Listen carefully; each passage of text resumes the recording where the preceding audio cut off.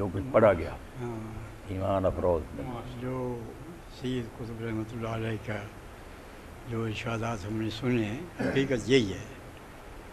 اور یہ ویسے اس قدر یقین کے ساتھ جس طرح کے کہتے ہیں نا، یہ بہت کم مصنفین کو یہ توفیق ملی ہے کہ اس یقین کے ساتھ کہ تہذیب جو ہے آج جس چیز کا نام تہذیب ہے وہ جاہلیت ہے، اور تہذیب فقط اسلامی تہذیب ہے، اور اسلامی معاشرہ جو ہے وہ فقط ایک مہذب معاشرہ ہے. اور بنیاد اس کی کیا؟ بنیاد اس کی یہ ہے کہ اس معاشرے میں کوئی انسان کسی دوسرے انسان کا غلام نہیں ہوتا. نہیں، کوئی انسان دوسرے انسان سے نسل کی بنیاد پر، زبان کی بنیاد پر، کسی خاص علاقے سے تعلق رکھنے کی بنیاد پر وہ افضل نہیں ہوتا. جیسے کہ اب 4 ورن بنایا برہمنوں نے کہ وہ زبان سے پیدا ہوا، وہ فلانے کے ایک سب سے ایک بن گئی، وہ خدا بن گئے. اس کے بعد پھر کھشتری ہیں، ان کا کام یہ ہے کہ ان کے جو مفادات ہیں ان کی حفاظت کرنا. پھر اس کے بعد ویش ہیں جو ان کے لیے مال و دولت اکٹھی کرتے ہیں. باقی سارا معاشرہ جو ہے وہ شودروں کا ہے، ان کا کام یہ ہے کہ وہ صرف خدمت کریں. اسلامی معاشرے کے اندر ہر شخص جو ہے وہ انسان ہے، اور ہر شخص کی اتنی ہی تکریم ہے جتنی کہ ایک انسان کی ہونی چاہیے. اب یہ انسان کا اپنا کام ہے کہ وہ انسانیت کی کس درجے پر فائز ہو، اور یہ درجہ جو ہے اسے نسل یا زبان یا رنگ کی بنیاد پر نہیں ملتا، بلکہ اسے اللہ کی بندگی کرنے کی بنیاد پر ملتا ہے، اسے تقوی کی بنیاد پر ملتا ہے. جیسے کہ سید صاحب نے فرمایا ہے نا کہ یہ تو کسی کے بس میں بات ہی نہیں ہے کہ اب ایک آدمی کیسے کر سکتا ہے کہ وہ میں انگلینڈ میں پیدا ہوں یا میں ہندوستان میں پیدا ہو جاؤں. یہ تو کسی کے بس کی بات نہیں ہے. اور نہ یہ کہ میں فلاں زبان پیدا کروں یا فلاں نسل میں پیدا ہو جاؤں. نسل جو ہے وہ تو چل رہی ہے، اس میں کسی کا زور نہیں چلتا کہ فلاں نسل پیدا ہونا کسی کے اختیار میں، یا کسی خاص ملک میں پیدا ہونا یہ کسی کے اختیار میں نہیں ہے. اس لیے یہ تہذیب کی بنیاد نہیں ہو سکتی جو آج تہذیب کی بنیادی ہیں، کہ گورا جو ہے وہ بڑا ہے اور جو کالا ہے وہ چھوٹا ہے. یہ وہ مہذب ہے اور یہ غیر مہذب ہے. جو شراب پیتے ہیں وہ مہذب ہیں، جو زنا کرتے ہیں وہ مہذب ہیں، جو لوگوں کی عصمت اور دولت پر ڈاکے ڈالتے ہیں وہ مہذب ہیں. تو جو بے کس ہیں، ضعیف ہیں، کمزور ہیں، چاہے وہ کتنی ہی بااخلاق ہوں، کتنے ہی اچھے ہوں، کتنے ہی انسانیت کے اعلیٰ درجے پر وہ مہذب اس لیے نہیں ہیں کہ ان کو پاس وہ طاقت نہیں ہے جو ان درندوں کے پاس موجود ہے. تو سید صاحب کا یہ کہنا اصل میں ہمارے لیے ایک تنبیہ ہے کہ ہم جو سمجھے بیٹھے ہیں کہ تہذیب جو ہے وہ مغرب کی تہذیب ہے، تہذیب کو ہم نے سمجھا ہی نہیں کہ تہذیب کیا ہے. تہذیب کا بنیادی نقطہ یہ ہے اللہ کی بندگی. جہاں اللہ کی بندگی ہوگی وہاں تہذیب ہوگی، کیونکہ کوئی اخلاق کا پیمانہ اللہ کے مقرر کردہ پیمانوں سے بہتر نہیں ہو سکتا. جہاں اللہ تعالیٰ کے پیمانوں کے علاوہ دوسرے پیمانے ہوں گے وہ جاہلیت ہوگی، وہ نادانی ہوگی، وہ بیوقوفی ہوگی. جو بھی نام اس کا رکھ دے، اسلام نے ان کا جامع نام جاہلیت رکھتا ہے.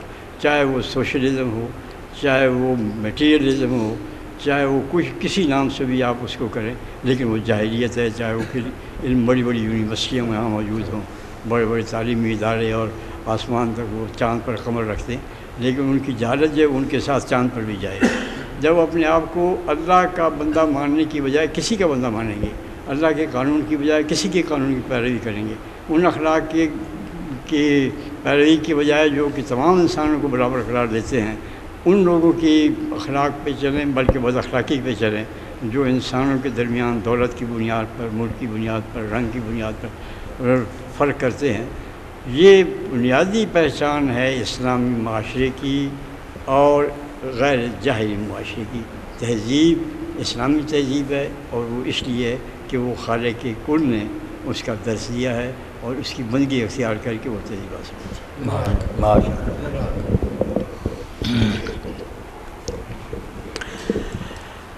ریاض صاحب نے سید قطب شہید رحمۃ اللہ علیہ کی کتاب جادہ منزل سے جو کچھ پڑھا اس میں بہت اہم نقطے بیان ہوئے. ایک بات تو یہ ہے کہ ہم سمجھتے ہیں کہ جاہلیت اس کا نام ہے کہ آدمی لکھا پڑھا نہ ہو، کچھ لکھ نہ سکے، پڑھ نہ سکے. پڑھے لکھے کو ہم کہتے ہیں کہ وہ جاہل نہیں ہیں.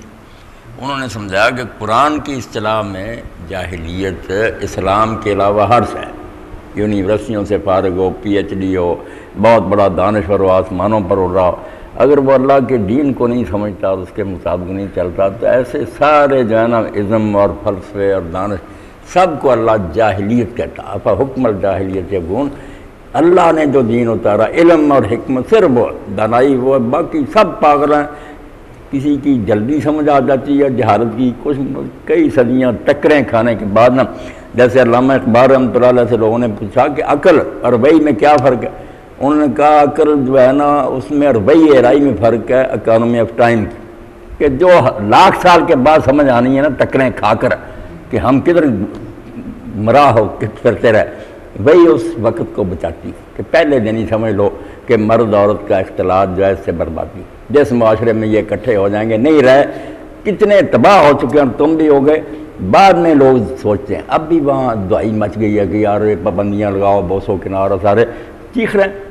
تو وہی کا کام یہی ہے کہ جو کام بعد میں بیوقوفوں کو سمجھ میں آنا ہوتا وہ پہلے سمجھاتی تھی کہ راستہ ہی سواز سبیل یہ سیدھا راستہ.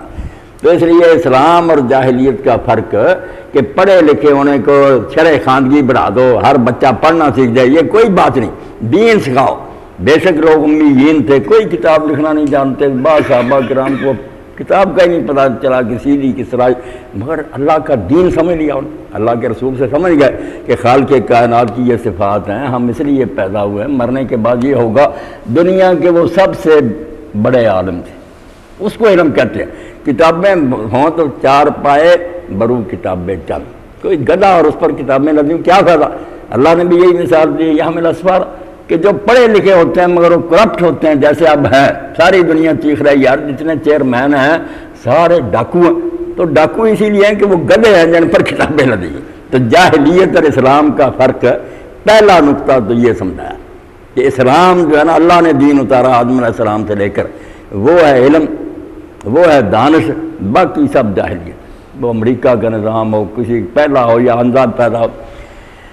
دوسری بات انہوں نے بہت اعلیٰ یہ سمجھائی کہ کچھ مسلمان اپنی نادانی سے یہ سمجھتے ہیں اور ہوشیار لوگوں نے انہیں سمجھا دیا، اور یہ خیال صدیوں سے ذہنوں میں جم گیا کہ اسلام کی چند باتیں لے لو، نماز باقاعدگی سے پڑھو، روزہ رکھو، حج کرو، زکوٰۃ دو، شریف آدمی بن کر بس اسلام ہو گیا پورا. انہوں نے کہا یہ بھی جاہلی معاشرہ، یہ بھی اسلامی معاشرہ نہیں.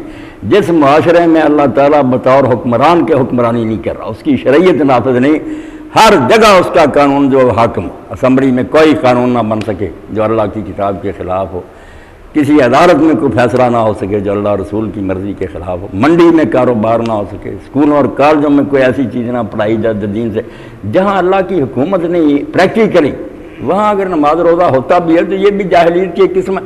اللہ فرماتا ہے تم کتاب کا کچھ حصہ مانتے ہو کوئی نہیں، جو ایسا کریں گے فما جزاء من یفعل ذلک منکم، بالکل ہم پر یہ قانون لاگو ہو گیا کہ جو اللہ کی کتاب کا کچھ حصہ مانیں گے کچھ نہیں مرضی کریں گے، وہ بھی پھر خدا کے غلام تو نہ ہوئے، حاکم بن گئے اللہ پر کہ تیری بات جون سی چاہیں گے مانیں گے، جون سی چاہیں گے نہ مانیں گے، خود اوپر بیٹھ گئے. تو فرمایا فما جزاء من یفعل ذلک منکم الا خزی فی الحیاۃ الدنیا، جو معاشرہ یا قوم یہ کرے گی اس کا بدلہ پھر یہی ہے کہ وہ دنیا میں بھی رسوا ہو، وَيَوْمَ الْقِيَامَةِ يُرَدُّونَ إِلَىٰ أَشَدِّ الْعَذَابِ. اب سب پوچھتے کہ یار ہم نماز روزہ تو کرتے ہیں، وہ کافر، اللہ کہتا ہے کافروں کو میں چھوڑ دیتا ہوں، بہت پہلے ہی مردود ہے. میرا بیٹا حرام درزیاں کرے میں کہوں گا یار میرے دوسروں کا ذمہ دار نہیں، تو کرتا. اللہ کہتا میرے کہلا کر مسلمان کہلا کے بدنام کر رہا کہ دنیا کا دین کے ماننے والوں کا بھی ہاتھ تم پر زیادہ اللہ کی طرف سے مار پڑے گی. یہود پر بھی ایسے پڑی، ہم پر بھی. تو اس لیے کہا کہ اسلام مکمل، پورا اسلام. اور وہی ایک بات انہوں نے واضح کی کہ جو اسلامی قانون کی بات ہوتی نا، لوگ کہہ دیتے ہیں سزائیں، ہاتھ کاٹنا شروع کر دو، سنسار کر دو، بس اسلامی قانون حکومت اعلان کر دے، کیا ہوگا؟ ڈر جائیں گے سارے کہ چھوڑو یہ آ رہے ہو جائے اسلام کو، ہمارے سارے مر رہے ہیں، ان کے ہاتھ کاٹ رہے ہیں. اسلام پوری زندگی کہ روزی کس طرح کمائی جائے، اس دولت کو خرچ کس طرح کیا جائے، اپنی عیاشیوں میں لوٹا دیا جائے، یا معاشرے میں جو غریب اور مسکین ہے. اب جب اسلامی معاشرہ ہوگا تو اس کی بہترین تعریف علامہ اقبال فرماتے ہیں کس دری جا حاکم و محکوم نے. پہلی بات سید کو وہاں کوئی حاکم نہیں ہوتا، سب غلام ہی ہوتے ہیں، اللہ حاکم ہوتا. اور سب سے بڑا غلام صدر مملکت ہوتا، امیر المومنین سب سے بڑھ کر غلام ہوتا. اس نے اللہ کا حکم سب سے بڑھ کر ماننا ہوتا، رعایا کچھ نافرمانی کر جائے چلو غلط، مگر حکمران نمونہ ہوتا، اسی لیے اس کی سنت جو ہے وہ نبی علیہ السلام کی سنت کی طرح دین کا حصہ بن جاتی ہے کہ جس پر یہ خلیفہ راشد چل رہا ہے یہ دین ہے، وہ بالکل اللہ کے حکم کے تابع ہوتا، یا حاکم و محکوم نہیں ہوتا کہ بندہ اپنا حکم کرانا۔ یہ بھی سید صاحب نے سمجھا کہ شرک، لا الہ الا اللہ کیا پڑھا تھا کہ اللہ کے سوا کوئی حاکم نہیں ہے، انہیں حکم بندے حکم دینے لگے، صدر مملکت نے آرڈیننس جاری کر دیا، اسمبلی نے یہ پاس کر دیا، تم پھر خدا کے بندے نہیں رہے، تم تو منمانیاں کرنے لگے، مشرک ہو گئے، اللہ نے جو اتارا اس کے سامنے جھکا۔ اور دوسری بات جو کہی ہے کہ وہاں کوئی آدمی محض اس لیے کہ وہ بیچارہ غریب کے گھر پیدا ہو گیا یا معذور پیدا ہو گیا یا کسی چھوٹی قوم جس کو سمجھا اس میں یہ چیزیں اس کے راستے میں اسلامی معاشرے میں ترقی میں حائل نہیں ہوتی۔ وہ ادنا آدمی بھی اگر اس میں اچھا ہے نا کوئی وصف محنت کر کے ترقی کر کے حضرت عمر سے بھی آگے بڑھ سکتا۔ بلال رضی اللہ تعالیٰ عنہ کے بارے میں حضرت سیدنا عمر رضی اللہ عنہ جو کہتے تھے کہ ابو بکر جو ہے نا سیدنا، وہاں تک سیدنا، ابو بکر بھی ہمارے سردار ہے، اور جس کو انہوں نے آزاد کیا نا خرید کر بلال کو، وہ بھی ہمارا سردار ہے، یعنی قریشی ہوتے ہوئے کہہ رہے ہیں کہ بلال ہمارا سردار ہے۔ اور اسی کو علامہ اقبال رحمۃ اللہ علیہ فرماتے ہیں اسود التوحید احمر میشود، توحید کی برکت سے اسلام کی وجہ سے کالا گورے کے برابر ہو جاتا ہے۔ شیخ فاروق ابو ذر میشود وہ حبشی ہوتے ہوئے ابو ذر غفاری کا اور حضرت عمر فاروق کا رشتہ دار بن گیا۔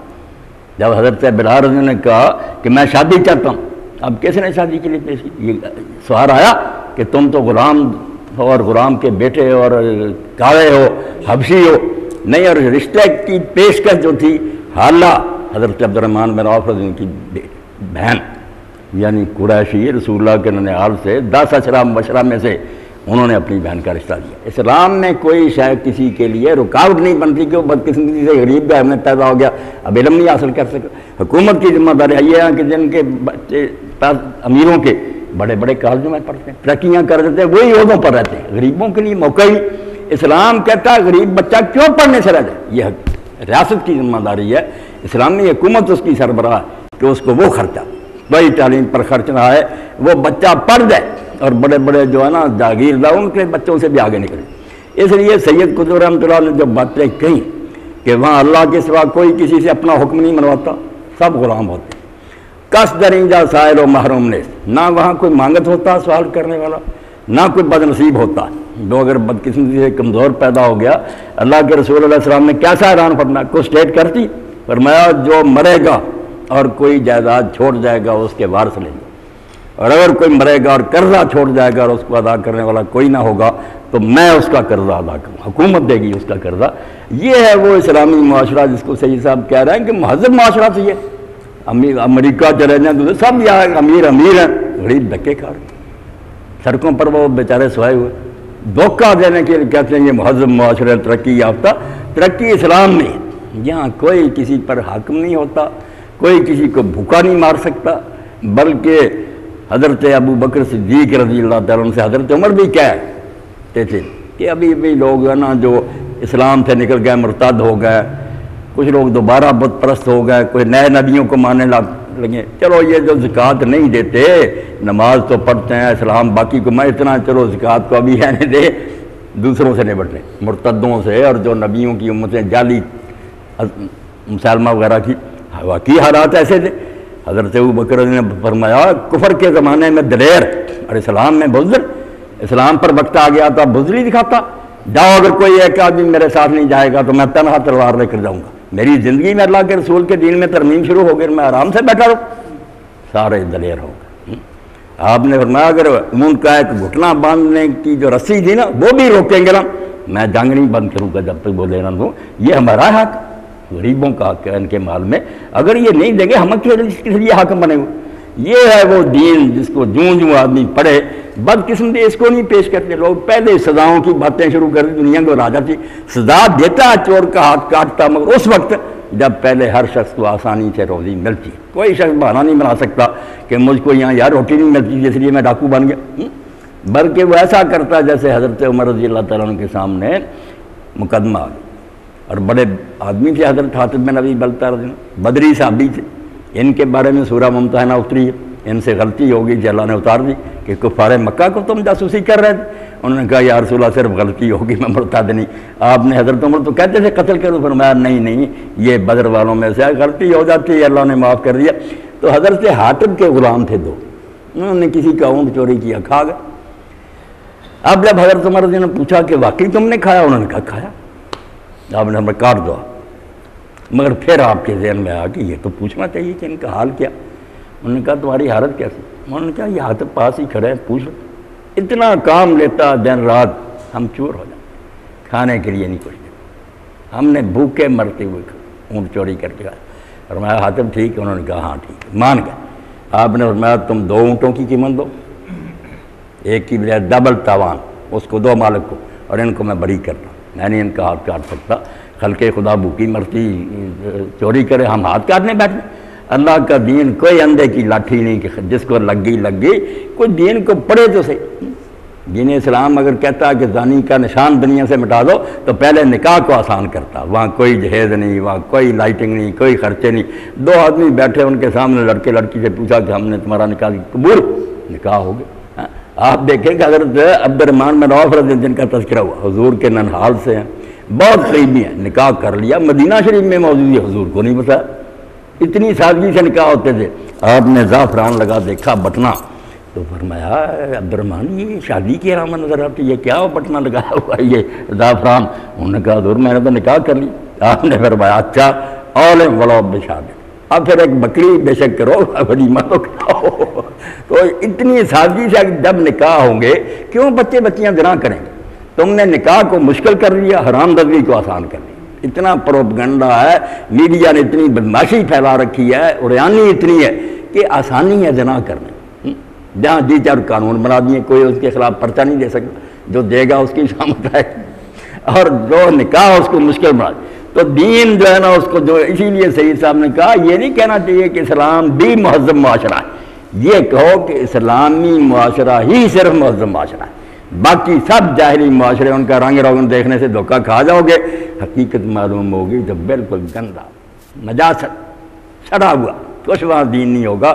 باقی یہ برکت اسی وقت ظاہر ہوگی جب عقیدوں میں بھی، تعلیم میں بھی، عدالت میں بھی، میل جوڑ میں بھی، گھر میں بھی، بچوں، ہر جگہ اسلام کا رنگ نظر آئے گا نا، پھر یہ خوشبو جو ہے خود ہی محسوس، کافر خود ہی معلوم کر لیں گے کہ واقعی ان لوگوں سے صاف ستھرا کوئی آدمی۔ تو بہت پیارا مضمون سید صاحب نے لکھا، ایمان تازہ کرنا، پورے زور سے لکھا کہ صحیح اسلام کو قائم کرو پھر کام بنے گا۔ حکیم صاحب آئیں نا، بسم اللہ۔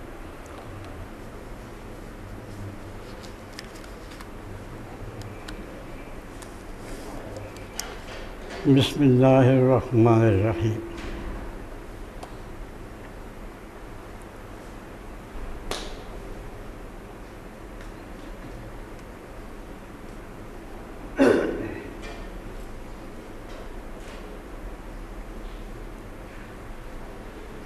عن نبی ہریرہ رضی اللہ تعالی عنہ عن النبی صلی اللہ علیہ وسلم قال من كانت عنده مظلمة لأخيه من عرضه أو من شيء فليتحلله منه اليوم قبل أن لا يكون دينار ولا درهم إن كان له عمل صالح أخذ منه بقدر مظلمته وإن لم يكن له حسنات أخذ من سيئات صاحبه فحمل عليه رواه البخاري۔ وعن عبد الله بن عمرو بن العاص رضي الله تعالى عنهما عن النبي صلى الله عليه وسلم قال المسلم من سلم المسلمون من لسانه ويده والمهاجر من هجر ما نهى الله عنه۔ وعنه رضي الله تعالى عنه قال كان على ثقل النبي صلى الله عليه وسلم رجل يقال له كركر فمات، فقال رسول الله صلى الله عليه وسلم هو في النار، فذهبوا ينظرون إليه فوجدوا عباد قد غلها رواه البخاری۔ یہ نبی کریم صلی اللہ علیہ وسلم کی ارشادات ہیں جو میں نے آپ کے سامنے پڑھے ہیں۔ پہلے جس میں نبی کریم صلی اللہ علیہ وسلم نے ارشاد فرمایا ہے کہ من کان عنده مظلمۃ لأخیہ، اگر کسی شخص نے کسی کے ساتھ زیادتی کی ہے، اس کا مال اس کے پاس ہے، اس کی کوئی چیز ایسی ہے جو ناجائز طور پر اس کے پاس ہے اور اسے اس کا اپنے پاس رکھنے کا حق نہیں پہنچتا، اس کے ساتھ کسی طرح کی اس کی زیادتی